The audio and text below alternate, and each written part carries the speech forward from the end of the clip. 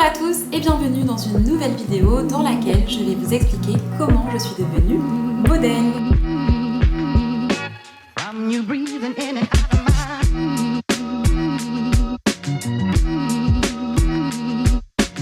Modèle photo ou modèle pour des vidéos publicitaires, ce n'est pas mon métier principal, mais c'est quand même un sujet que je pourrais aborder avec vous et dont je pourrais vous parler puisque j'ai quand même pu voguer dans le milieu pendant plusieurs années et que je travaille dans la publicité, donc je vais pouvoir vous en parler en tant que modèle et aussi en tant que photographe puisqu'il m'arrive très régulièrement de faire des photos pour de la création de contenu pour les marques avec lesquelles je travaille. Donc dans un premier temps, je vais vous expliquer comment est-ce que je suis arrivée à poser pour la première fois derrière un appareil photo et ensuite je vais vous donner différents conseils pour les personnes qui seraient intéressées pour elles-mêmes devenir modèles, que ce soit de façon plus ou moins ponctuelle ou pour en faire leur métier principal. Déjà, pour commencer, je vais vous expliquer ce que c'est un modèle parce que souvent, les personnes ne savent pas forcément faire la différence entre modèle, mannequin et top modèle. Modèle, ça va être un terme pour désigner toute personne qui va être utilisée pour pouvoir représenter une marque, un produit ou une idée. Donc finalement, pour être modèle, et on peut très bien faire des publicités pour manger du yaourt que des publicités pour du parfum, que pour un opticien, vraiment. Modèle, voilà, on va représenter une marque via notre image. Donc en termes de critères physiques, ça va pas forcément être extrêmement pointu. Tout le monde peut être modèle finalement. Là, tout ce que je vais vous dire, ce sera en vous parlant de manière générale, sans rentrer dans les exceptions. Je vais vous parler de la définition générale, générique, à l'heure actuelle. Bien évidemment, il y a toujours des exceptions. Donc, mannequin. Traditionnellement, le terme mannequin va désigner des personnes qui vont plus souvent être associées à la mode. Ça va être des personnes qui vont avoir certains critères physiques, notamment par exemple la taille, et qui vont pouvoir aller défiler sur des podiums.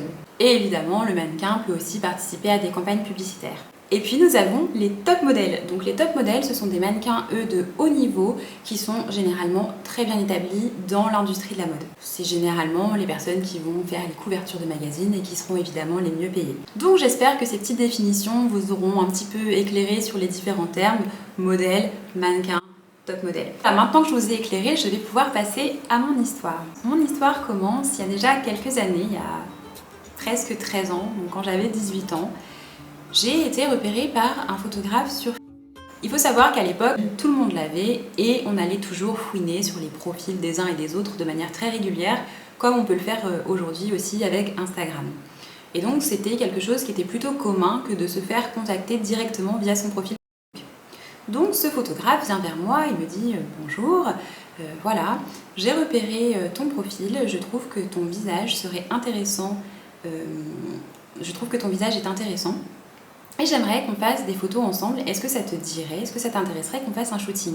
Moi, je m'étais jamais posé la question d'être derrière un appareil photo. Donc évidemment, cette demande-là m'a un peu surprise et je savais pas trop. Donc j'en ai parlé à ma maman. Ma maman qui est une personne formidable, qui elle-même avait posé pour les Beaux-Arts quand elle était plus jeune. Elle est très ouverte d'esprit et surtout, c'est une personne qui va toujours me pousser à réaliser des nouvelles choses, à accomplir des choses et qui, si jamais j'ai des doutes, va toujours me rassurer.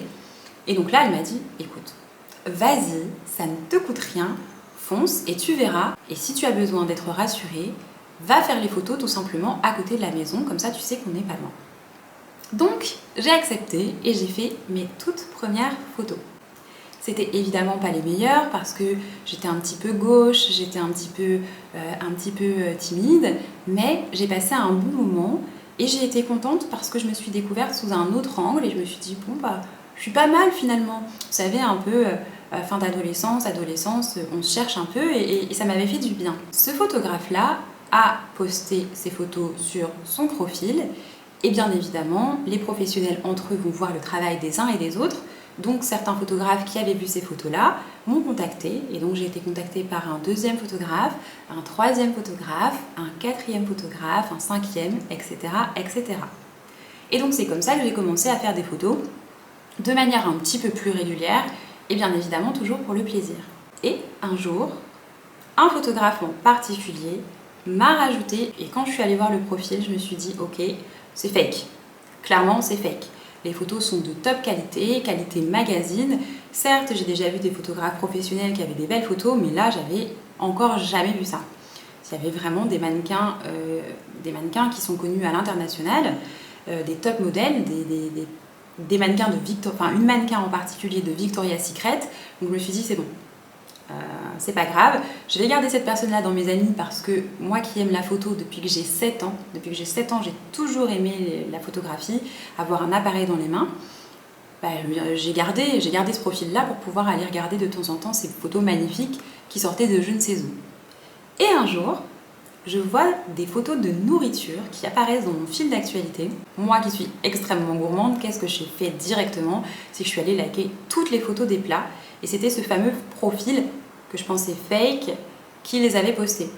Et quasiment dans la foulée, j'ai reçu un message de la part de ce photographe-là qui m'a dit « Bonjour, ravie de faire ta connaissance. Écoute, tu m'interpelles parce que ça fait un moment que je t'ai rajouté. Généralement, quand j'ai pas le temps d'écrire directement aux personnes que j'ajoute, les gens viennent me voir, les personnes viennent me voir pour me demander ce que je fais dans la vie exactement en voyant mes photos. Toi, tu l'as pas fait. Mais j'existe, c'est vraiment mes photos, je suis vraiment ce photographe-là. Et finalement, on a discuté, on s'est plutôt pas mal entendu. Et un jour, j'ai déménagé sur Paris parce que je devais faire mes études pour être assistante sociale, c'est mon métier premier. Et il s'avère que, incroyable mais vrai, cette personne-là, c'était mon voisin parisien. On était à 1 ou 2 stations de métro à peine l'un de l'autre. On s'est d'abord rencontrés une première fois dans un lieu neutre. Et ensuite, comme on s'est bien entendu, j'ai fini par aller faire des photos studio avec lui. Et là, il m'a dit une chose que je me rappellerai forcément toujours, hein, c'était un professionnel qui me disait ça. Il m'a dit, écoute, faut que je sois sincère avec toi, hein, voilà, t'es mignonne, hein, mais vraiment, t'as pas le physique pour être modèle. Hein, pas le physique pour être modèle. Mais par contre, si ça t'intéresse, si tu as envie de découvrir le milieu de la mode, tu peux venir avec moi sur des défilés, tu pourras m'accompagner et puis tu pourras m'assister au besoin. Ok, c'est parti. Et donc il m'est arrivé de partir avec lui sur des défilés pendant la Fashion Week, d'être au premier rang. Forcément, les photographes doivent être sur le devant de la scène parce qu'il y a les modèles qui leur arrivent droit dessus. Donc j'étais très bien placée et j'ai passé des bons moments et fait des découvertes de créateurs très sympas. Et je me suis dit, bon, ok, monsieur m'a dit que je n'étais pas faite pour faire ce métier-là. Moi, il n'y a pas de problème, c'est pas ce que je veux faire dans ma vie. Mais par contre, il y a quand même des personnes qui sont intéressées pour faire des projets avec moi, que ce soit des clips vidéo ou que ce soit des photographies. Je ne vais pas m'en priver parce que ce monsieur m'a dit ça, sachant que de toute façon, il n'y a pas besoin d'avoir des critères physiques type pour être modèle. Donc j'ai continué de m'inscrire parfois sur des castings et à répondre favorablement quand on me le demandait. Et ça m'a fait un petit peu d'argent en tant qu'étudiante. Je me suis débrouillée par moi-même en faisant quelque chose qui me plaisait. Et à l'heure actuelle, aujourd'hui, quand j'ai commencé à travailler dans l'agence de communication digitale, on m'a demandé plusieurs fois pour différentes boutiques notamment de poser. Je l'ai fait pendant un moment. C'est quelque chose que je peux trouver parfois agréable, parfois moins agréable parce que finalement c'est pas si simple comme métier là. Très franchement, moi je me sens très très bien à moi tenir l'appareil photo, à moi tenir la caméra. Et justement, en parlant de ça, j'ai pas encore beaucoup de monde sur ma chaîne YouTube, j'ai pas mal de personnes qui viennent de France métropolitaine et j'ai aussi quelques personnes qui viennent de l'île de la Réunion, là où je me situe en ce moment. Donc s'il y a des gens qui sont intéressés pour pouvoir être derrière mon objectif, pour poser pour les différentes marques et entreprises pour lesquelles je travaille, vous pouvez me contacter, c'est avec grand plaisir. Vous pouvez m'écrire un commentaire et sinon vous me contactez directement sur mon compte Instagram. C'est pareil, c'est le même nom, c'est Livia Anor et je vous répondrai dès que je peux. Voilà, parce que je suis toujours en train de courir un petit peu partout, donc vous vexez pas, je vous répondrai à un moment donné. Donc pour en revenir à nos moutons, ce que j'allais dire c'est que il m'arrive encore de poser de manière très rare, mais c'est uniquement quand le projet me tient à cœur, quand c'est quelque chose qui est en accord avec mes valeurs et que quand je vais sur le lieu du projet, je me sente aussi en accord avec moi-même. Là, en fin d'année dernière, en fin 2023, j'ai posé pour une marque de cosmétiques qui propose des fonds de teint avec une protection solaire à l'intérieur. La fondatrice qui a créé cette marque-là, si elle l'a fait, c'est parce que malheureusement, dans sa famille, il y a des personnes qui ont eu des cancers de la peau Et donc elle a voulu allier le soin à la beauté, à la santé, en fait, à un problème de santé. Et en plus, ces produits sont majoritairement, quasiment uniquement faits à partir d'ingrédients d'origine naturelle. Donc pour moi, c'est évident, pas de problème, je le fais. Je vais bientôt attaquer la partie dans laquelle je vais vous donner des conseils. Mais juste avant, j'aimerais souligner un point qui est important pour moi. Ce n'est pas la beauté physique type d'une personne qui fait la qualité d'un modèle ou même d'un mannequin. On dit qu'il y a des personnes qui sont photogéniques. Pour moi, c'est plus ou moins vrai. En fait, je pense que tout le monde peut être beau en photo, mais qu'il y a des types de visage, des types la forme des joues, le dessin de la lèvre, qui font que certaines personnes vont bien accrocher la lumière et que directement, quand on va les prendre en photo, on va se dire « waouh, c'est hyper canon ». Et il y a d'autres personnes qui, dans la vraie vie, vont être juste magnifiques. Elles vont dégager un charme de fou, elles vont avoir un super charisme. Et quand on va prendre l'appareil photo, elles vont se regarder, elles vont dire bof, je suis pas terrible en fait. Si, vous êtes magnifique, c'est juste que il y a des personnes sur lesquelles voilà, la lumière tape bien, tombe bien et fait qu'elles sont plus facilement belles sur les photos, plus facilement mises à leur avantage sur les photos que d'autres personnes. Mais pour moi, la photographie, là je sors un tout petit peu du sujet, si vous avez envie de faire des photos, parce que pour X ou Y raison, notamment pour les personnes qui sont en manque de confiance en elles, n'hésitez pas à prendre une séance photo avec un photographe parce que des fois c'est très agréable de se voir sous un autre angle et ça peut faire du bien à tout le monde. Voilà, c'était ma petite parenthèse, on va pouvoir passer au conseil. Le premier conseil, si vous voulez être pris par des agences, ça va être de créer votre book. Là en ce moment on est à l'ère des réseaux sociaux, donc si vous avez envie, vous pouvez créer un compte des comptes sur les réseaux sociaux pour vous faire remarquer, mais c'est quand même bien si vous voulez aller directement vous présenter à des agences d'avoir votre book. Dans le book, il y a des photos types à avoir, notamment les pollas.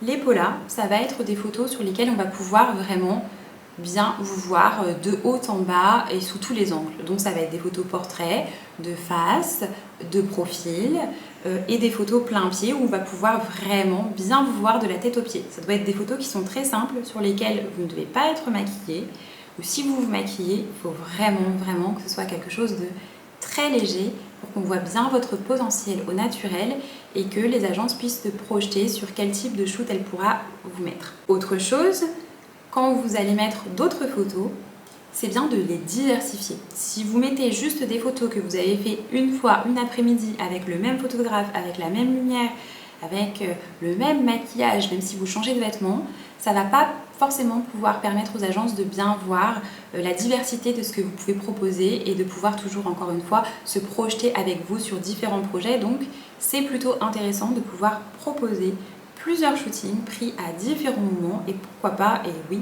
avec différents photographes. Vous êtes débutant, vous ne savez pas comment poser, un petit conseil tout simple, ça va être de prendre votre téléphone, de prendre une petite caméra, ce que vous voulez, et de vous filmer en train d'essayer de prendre différentes poses. Après, vous revisionnez et ça vous permettra de voir quelles sont les poses qui vous mettent le plus en valeur, qu'est-ce qui est joli et qu'est-ce qui est vraiment à bannir parce que c'est pas terrible. Et comme ça, vous pourrez aussi vous rendre compte des angles qui mettent en valeur vos traits, votre visage. Alors, je suis en train de me dire que en fait, je vais peut-être vous montrer directement. Je pense que je vais me lever et que je vais vous montrer comment faire directement, mais avant, je suis restée en pyjama, donc je vais mettre un pantalon un petit peu correct pour vous montrer un petit peu comment poser parce que c'est pas terrible. Je reviens, à tout de suite. Alors, les petits conseils. Le premier conseil pour vos pollas, ne prenez pas une tenue comme je viens de le faire. Là, je me suis habillée à l'arrache. Les vêtements les plus basiques possibles, un t-shirt blanc, un jean, un t-shirt noir, un petit short, quelque chose de simple mais qui permet de bien voir votre silhouette, ce sera super bien. Donc le premier conseil que je peux vous donner, déjà, c'est que c'est très important qu'on voit bien vos bras et qu'on voit bien vos jambes. Imaginez, je me mets comme ça. On ne voit pas mes bras, c'est pas forcément terrible. Donc au contraire, vous les mettez en avant. Ça, c'est le premier conseil. Un deuxième conseil que je peux vous donner, Quand vous posez, même des fois si vous voulez poser, j'en sais rien, en maillot de bain ou quoi, si vous voulez avoir une silhouette qui est un peu plus élancée, vous vous mettez sur la pointe des pieds et ça va vous permettre de galber bien vos jambes, de galber bien le muscle, ce sera très joli. Pareil, souvent quand on nous prend en photo, on n'est pas hyper à l'aise et ça se voit parce qu'on est un petit peu comme ça, on n'ose pas forcément bien se tenir, on ne sait pas trop quoi faire, peut-être un peu l'épaule rentrée, le sourire un peu timide, enfin on ne sait pas trop comment se mettre. En fait, n'hésitez pas à vous la raconter au max. Dans votre tête, vous vous dites « je suis génial, je suis magnifique, je brille ». Parce qu'en fait, vous avez le droit. Donc à ce moment-là, c'est fini la pose comme ça. Hop, on détend les épaules, on tire bien le cou, voilà, c'est joli. Et on y croit. On y croit. Si vous voulez avoir l'effet bouche un peu sensuel, des fois, il y a des personnes qui ont tendance à faire des espèces de cul de poule comme ça. Le cul de poule, on n'en veut pas. Si vous voulez ce petit air un peu sexy, un peu sensuel, ou juste avoir le visage détendu, respirez en entr'ouvrant très légèrement la bouche et vous respirez en fait directement par la bouche. Ensuite, une autre chose que vous pouvez faire quand vous utilisez vos mains sur votre visage, une chose qui est très importante, c'est qu'il va falloir tout faire pour ne pas écraser le visage comme ça, ou déformer, ou étirer en fait. L'idée là, ça va être, même si on a l'impression qu'on pose les mains, on ne les pose jamais, on va juste ne faire qu'effleurer très légèrement et très délicatement le visage. Tout doux. On effleure, on effleure. Parfois les professionnels ne veulent pas vous montrer tout de suite le résultat, mais moi je trouve ça toujours bien que quand il y a une photo qui est sympa, je la montre tout de suite à la personne pour la rassurer. Parce que c'est vrai que quand on est devant l'appareil, on ne sait pas du tout ce qui se passe et le fait de voir que bah oui ça rend bien, ça rassure, ça soulage, on se détend et on peut reprendre la séance. Voilà, hop. J'espère que cette vidéo vous aura plu, vous aura intéressé. Vous n'hésitez surtout pas, si vous avez des questions, à me les poser en commentaire. Si vous n'êtes pas encore abonné et que vous voulez voir d'autres vidéos, je serai ravie de vous compter parmi les premières personnes qui sont déjà là. Je vous remercie énormément pour le visionnage et je vous dis à très bientôt. Bye.